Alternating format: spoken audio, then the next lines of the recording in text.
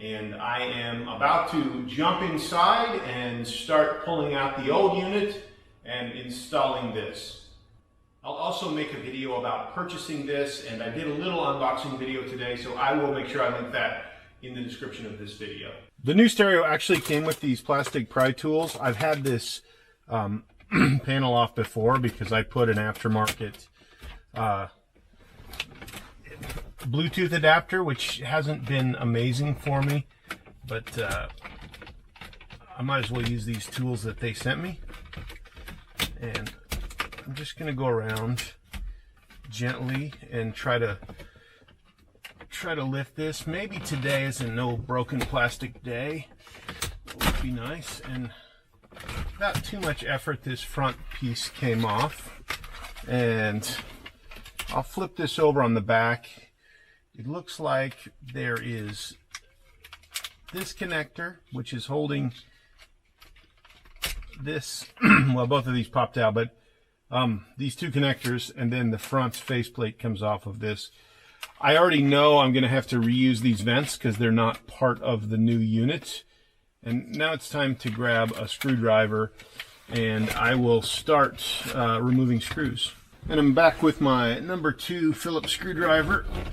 Like I said, I've had this out once. It's like there's 6 screws in total.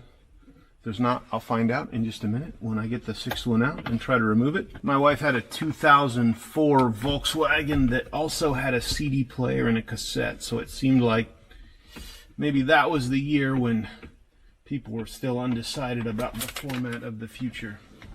So there is 6 screws loose, and then all of this is going to come out.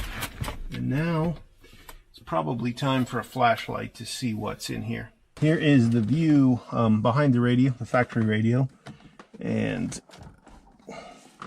let's just start unplugging connectors. So there's one on the display. You know what? I'm going to put this piece of foam here just so I don't scratch up my interior. So the gray connector, which is on the passenger side, has, I guess, 2 connectors. From the back, I thought it was 1, but there's 2 connectors.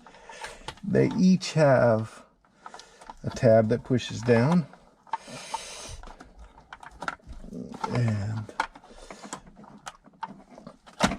And then the white connector on the driver's side, it also has a tab that pushes down. Antenna connector definitely looks like it squeezes from the passenger side, and it does. And this does match the connector that they sent me, so that's the first good sign. Can't see exactly what's happening here, but I'm gonna go get a small screwdriver. It might be helpful. Yeah, I'm back with a screwdriver. I had this out once, but it was 3 or 4 years ago, so I don't remember exactly what I did. I really do not see a tab to release this connector.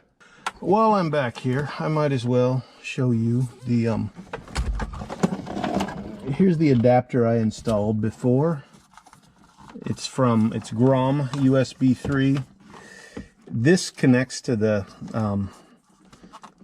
XM radio input, or whatever this had from the factory satellite radio input, and it's supposed to give you Bluetooth input, but I never had great success with it.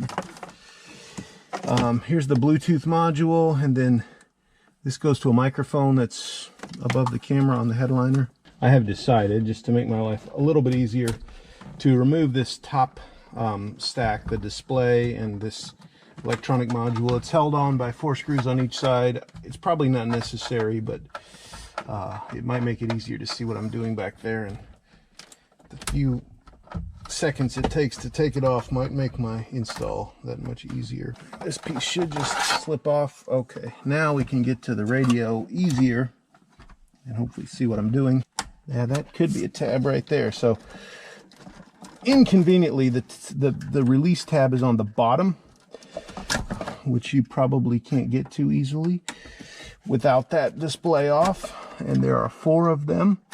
So I would definitely do this. And now that is the factory radio completely out of the car. This is part of that Grom harness that I'm not using anymore. So this can come out completely. This is factory antenna. I know that I think is part of the CAN bus.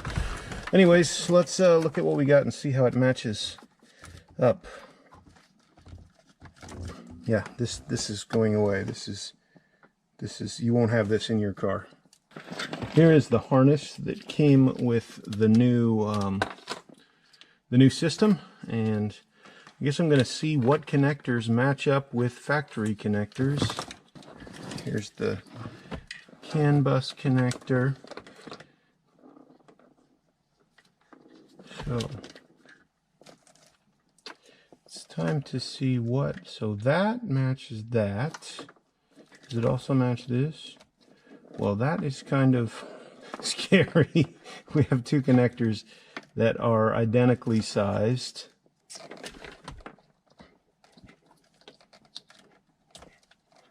So that goes there.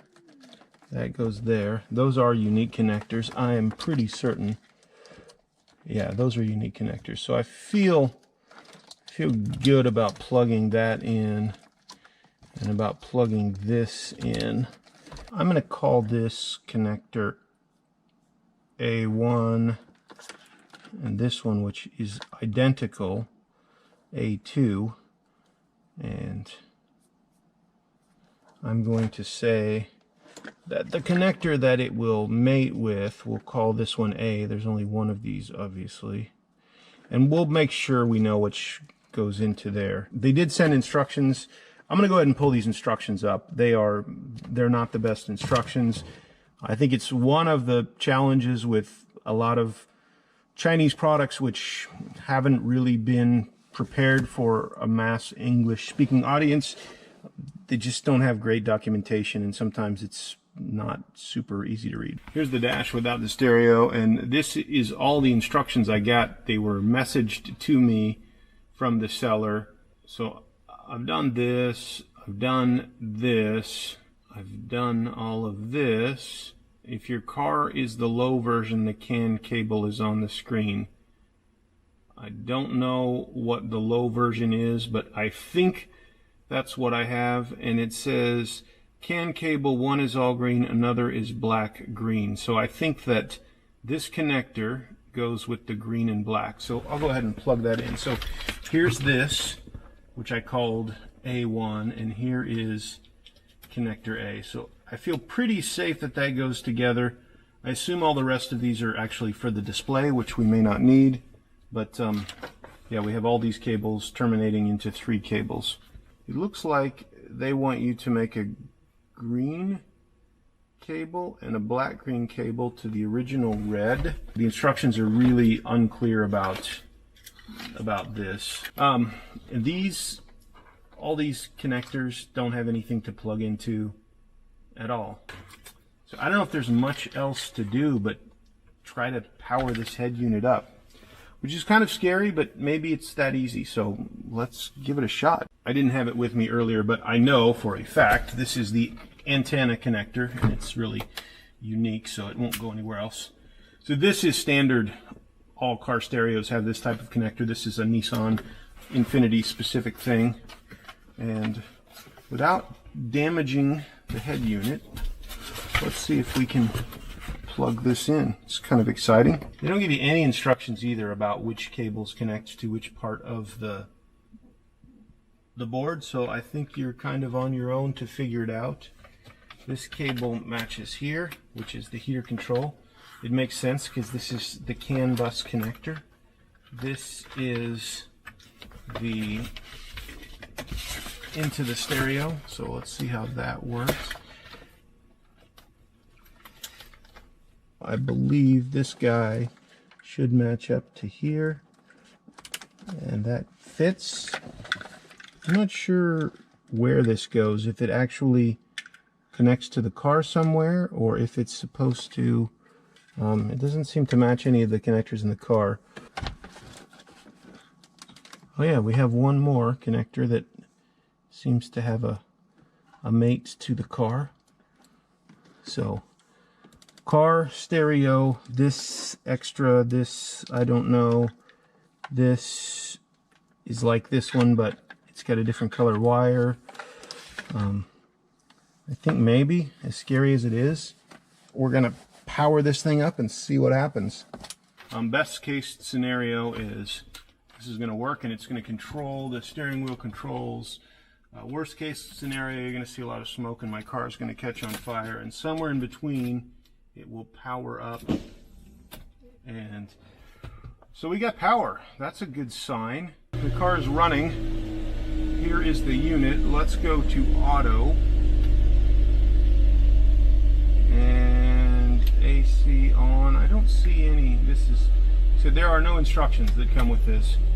It is pretty much you're on your own. I definitely don't have any airflow yet.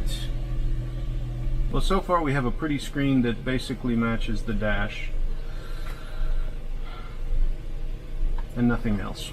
Well, it wasn't the worst and it wasn't the best. It's somewhere in between. Let's hope this is the solution.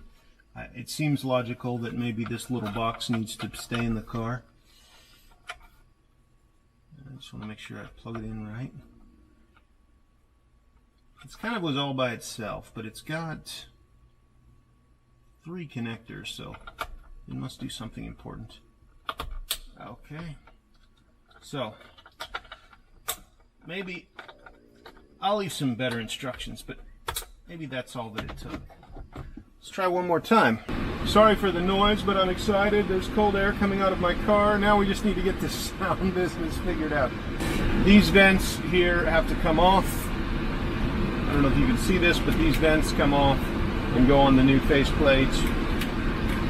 And yeah, we made some progress. It seemed like a project easier to do on the table, so I just unplugged everything on the back of the head unit and brought it over here so I can remove these vents and move them over. Hopefully everything matches up pretty good. I think that, like, the engineering on this is the plastic looks nice. Everything feels pretty good. The instructions are really the only place I would say they could use some help. Kind of like relaxing part because there's not a lot of stress putting 3 Phillips screws in. It'd be nice if the instructions were there to say, nope, you don't need these wires, they don't do anything. You do need these wires, figure out where they go. We have those 2 whole blocks that don't have anything in them, and then my 2 USB connectors and this mysterious plug that doesn't match anything on the car. While I was at the counter, I plugged in this 4G minus wire to the 4G minus lead and the GPS antenna to the GPS lead. I've done GPS in a couple of cars that didn't have it, and on both occasions I mounted the receiver up under the dash and it worked just fine, so that's my plan again here. This is I think the cellular stick. It came with a 4G plus and a 4G minus. There's a 4G plus space in here, so that says 4G plus, but there is no connector there. So I don't know, there's nothing I can plug into. I'm still struggling with getting any sound out of here, but let's see if the air conditioning is working.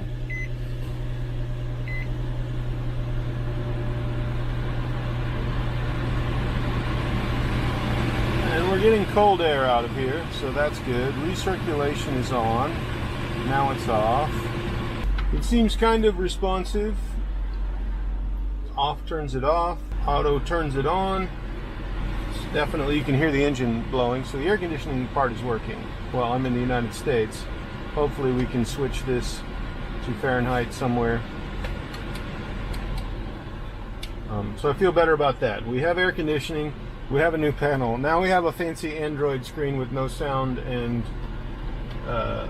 air conditioning works again. This sort of notifications working, which I believe comes from the CAN bus. Let me try the back door just for fun. Yep, so that's cool. So as soon as I hear sound out of this, I'll feel pretty good about it. It's the next day. I was having trouble getting any audio out of this stereo, and then I made a phone call to China. And there's actually a setting that you have to switch in order to power the amps, and I expected some kind of trouble with the Bose, but I'll show you where that is. So you go to settings here, and this second setting, and then go to sound, and that is toggled off by default. And if that's toggled off, you see you get no sound. And once you toggle it on, you get sound. The other thing I had to do, this power conditioning adjusts the preamp gain.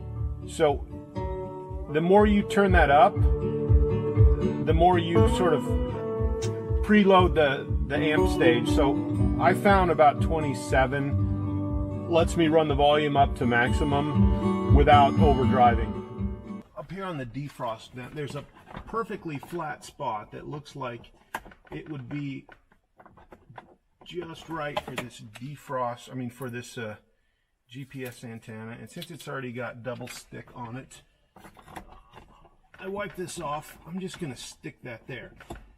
I'm pretty sure that's right about here on the dash. That should see through. Should see through just fine. Here is the first view of the unit setting in the car. It's not pushed back all the way. Okay, I'm still trying to get this SIM card thing figured out, and I'm going to try to find a SIM card that is the right size. This one from Serbia looks like it has the punch out for the right size. So I just want to see it recognize the SIM card. If I have a bad SIM card, then I can order a new one. But if I can't see the SIM card at all, there's something going on with the phone. Hey friends, I know this is kind of an abrupt ending, but most of the other things that I had to figure out on this install are software based. So I thought I'd just stop here. You can see how the unit looks installed in my dash. And I promised to make another video where I go through some of the things I had to figure out in software. I did get the SIM card working, so I have mobile Wi-Fi, and I really want to tell you more about my experiences after using this thing for what's been a couple months. And sorry for the delay in getting these videos posted, but anyhow, I'll tell you more about this unit and what I think and whether I think you should do this in your own car, but at least you can see what it took to get it, get the old unit out and get the new unit in. So thanks again for watching, and stay tuned for my sort of in-depth review and some software tips.